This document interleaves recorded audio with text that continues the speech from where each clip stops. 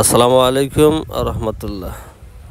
সম্মানিত ভিউয়ার্স, আজকে গাজওয়ায়ে খন্দক বা আহজাবে যুদ্ধ নিয়ে সংক্ষিপ্ত কিছু আলোচনা করার চেষ্টা করব ইনশাআল্লাহ।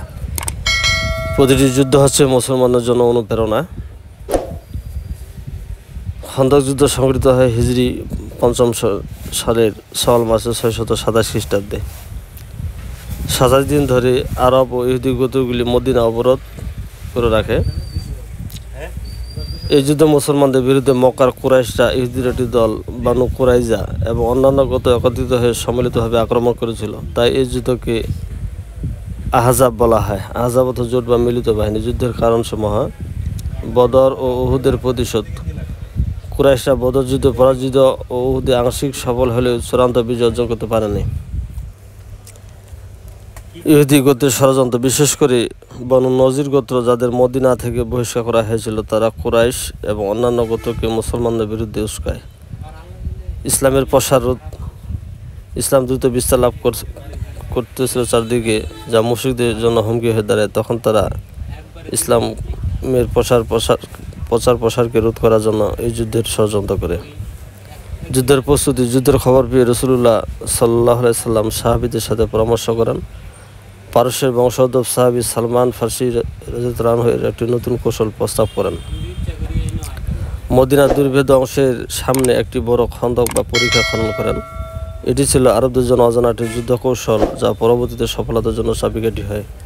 যুদ্ধের বিবরণ: শত্রু বাহিনী প্রায় ১০,০০০ সৈন্যের বিশাল বাহিনী, ৬০০ ঘোড়া ও কিছু উট ছিল, এবং কুরাইশ, গাতফান, ইহুদি গোত্র একত্রিত হয়ে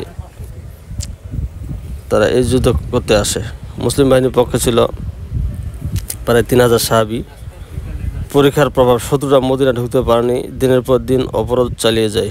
একাধিক ষড়যন্ত্র। বনু কুরাইজা, মদিনার এক ইহুদি গোত্র, মুসলমানদের সঙ্গে চুক্তি ভঙ্গ করে শত্রুদের সহায়তা করতে থাকে।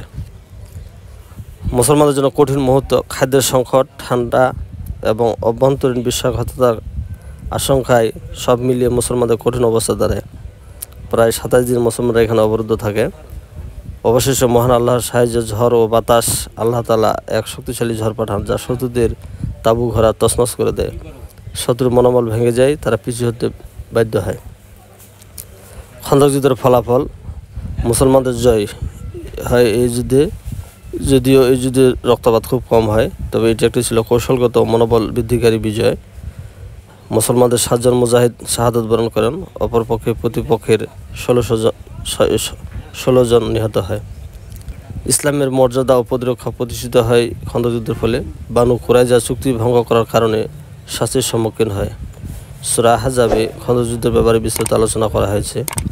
খন্দক যুদ্ধ থেকে আমাদের শিক্ষণীয় বিষয়গুলি হচ্ছে: কৌশল ও শৃঙ্খলার গুরুত্ব, ধৈর্য, ঐক্য ও তাআক্কুল, মুসলমানদের মাঝে বিশ্বাসঘাতকতা বরদাস্ত না করার শিক্ষা। নিঃসন্দেহে খন্দক যুদ্ধ একটি ঐতিহাসিক ও কৌশলগত যুদ্ধ ছিল, যা হযরত সালমান ফার্সি রাদিয়াল্লাহু আনহুর পরামর্শে আল্লাহর রাসূল বিশাল বড় পরিখা খনন করেন এবং আরব এবং ইহুদি গোত্রের মুসলমানদেরকে দীর্ঘ ২৭ দিন অবরুদ্ধ করে রাখে। ফলে মুসলমানরা এই সময়ে চরম অভাব অনটনের মধ্যে পড়েন এবং আল্লাহর অশেষ রহমতের ঝড় ও তুফানে তাদের আস্থাবর সব তছনছ হয়ে যায় এবং তারা পিছু হতে বাধ্য হয় এবং মুসলমানদের বিজয় লাভ করে। আজ এই পর্যন্ত। সামনে নতুন কোনো ভিডিও নিয়ে আসা পর্যন্ত সাথে থাকবেন, সাবস্ক্রাইব করবেন। আল্লাহ হাফেজ, সবাইকে ধন্যবাদ।